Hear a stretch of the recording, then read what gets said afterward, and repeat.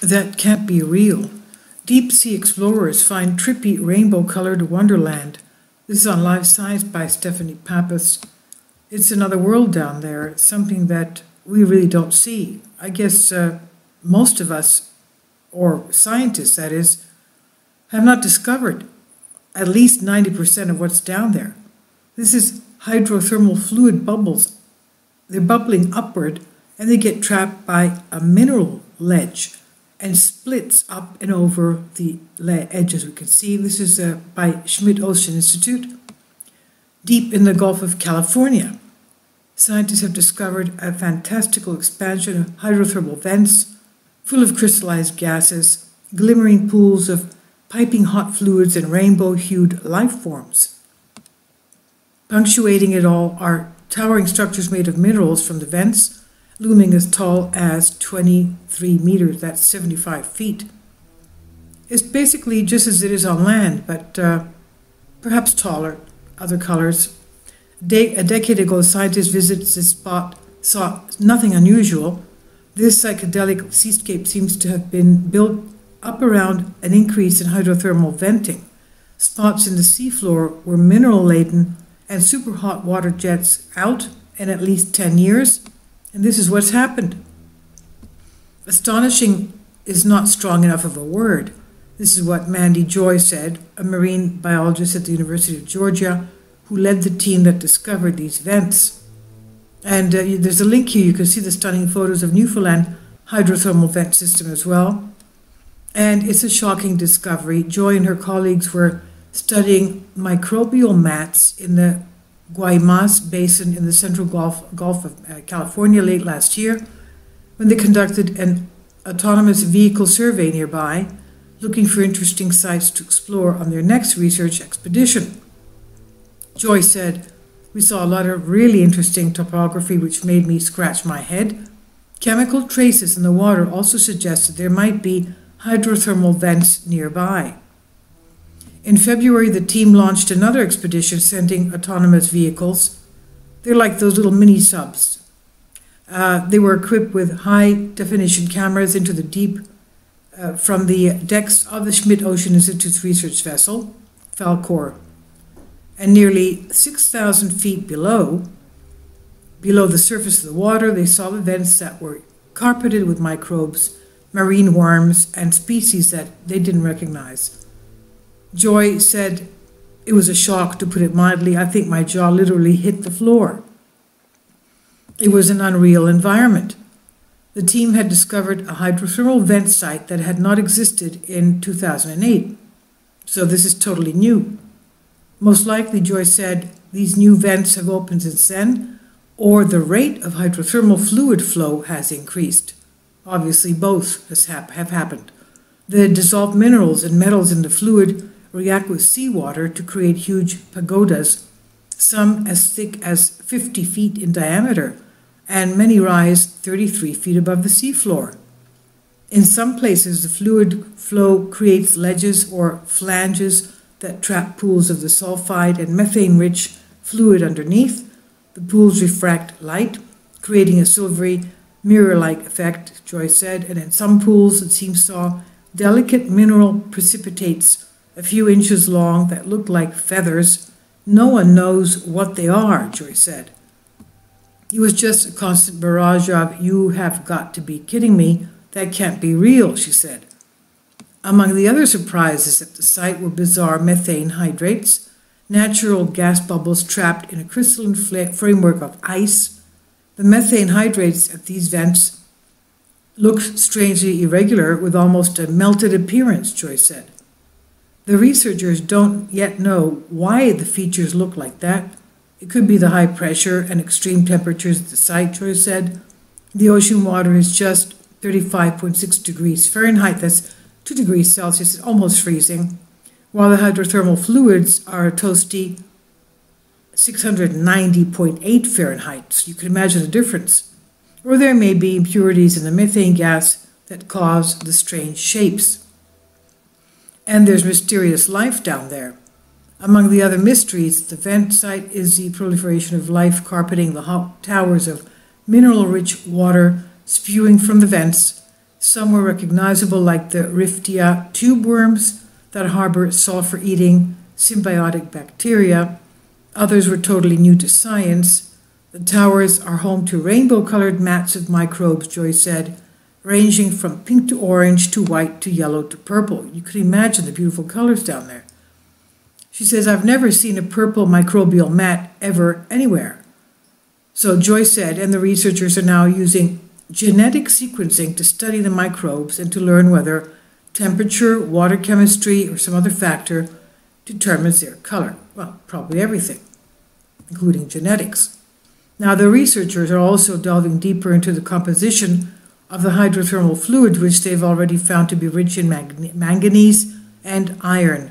And finally, Joy said the team's virologist is studying the viruses that infect the microbes at the site. And she said, these kinds of things don't happen very often. I'm just counting the days until I can go back. And if you have time, you can see the beautiful pictures that they have in here. Totally a different world, a different universe down there. This is on Live Science. Now, I'd like to leave another link for you concerning what they found in the hydrothermal vents of the Pacific environment. Again, by Schmidt, Live Science. Scientists find, the same team, scientists find superhot mirror pools in unique deep Pacific environment. This is by ZME Science. And while exploring the two types of unusual deep water environments, the hydrothermal vent and cold seep environments, researchers came across something unexpected, the reflective water pools. They've got, this link here this time has videos that you can see of what they actually took. It's just unbelievable. What can I tell you? It's just a couple of seconds, but it's mesmerizing. It's unbelievable. So while exploring two types of unusual deep water environments, the hydrothermal vents and the cool seep environments, of researchers came across something unexpected, the reflective water pools. The expedition was an unprecedented and thorough study of the hydrothermal gas plumes, the two environments which act as thriving oases in otherwise cold and unfriendly waters. The team used advanced technology that included 4K deep sea underwater cameras and radiation tracking devices, as well as sediment and fluid samplers working via a remotely operated little submarine vehicle. This is a surreal world. Researchers discovered large venting mineral towers reaching up to 23 meters in height, 10 meters across, due to superheated hydrothermal fluids beneath them, which were about 366 degrees centigrade, and it creates a mirror-like illusion. What can I tell you? This is worth looking at. This feature, while visually stunning, was not the most impressive thing for the researchers. The waters in the area were laden with minerals and metals and were generally highly sulfidic, yet these sites were teeming with biodiversity, potentially novel fauna. Life, as they say, finds a way. Quote, we discovered remarkable towers where every surface was occupied by some type of life. The vibrant colors found on the living rocks was striking and reflects a diversity in biological composition as well as mineral distribution, said Dr. Mandy Joy, who led the interdisciplinary team. A discarded Christmas tree was found at the bottom of the sea. Wow. Now, researchers also came across a stern reminder how we humans are affecting these pristine environments. There was a lot of trash there.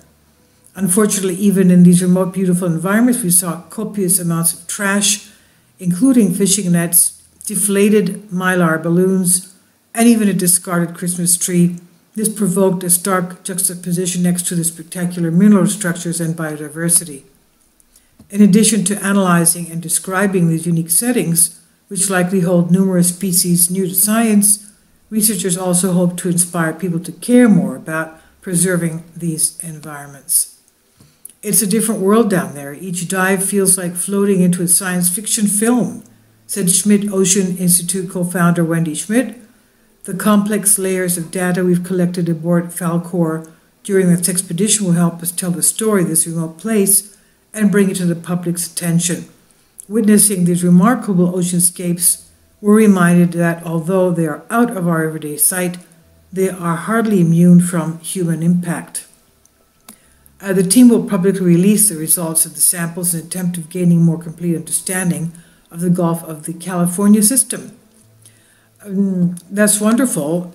One of the things I'm asking myself as I finish reading this to you is if the water down there, is that boiling hot? I mean, we're talking about almost twice the level of the water that needs to be, at 100, it boils at 212 degrees Fahrenheit, at 100 degrees centigrade. When you're talking about 366 degrees centigrade, that's almost 3.5 times more that it takes to boil water. So I'd like to know if that's the type of hydrothermal activity is down there. Of course glaciers will be melting. Of course glaciers will be melting. If you've got temperatures like this under the glaciers. The ice shelves will be melting if you have hydrothermal activity down there like this, especially, for example, in Antarctica, where we have over 100 volcanoes, and a lot of those volcanoes are active. So this is on ZME Science. I'll leave links for both of these for you. The ZME Science has the videos embedded in them as well.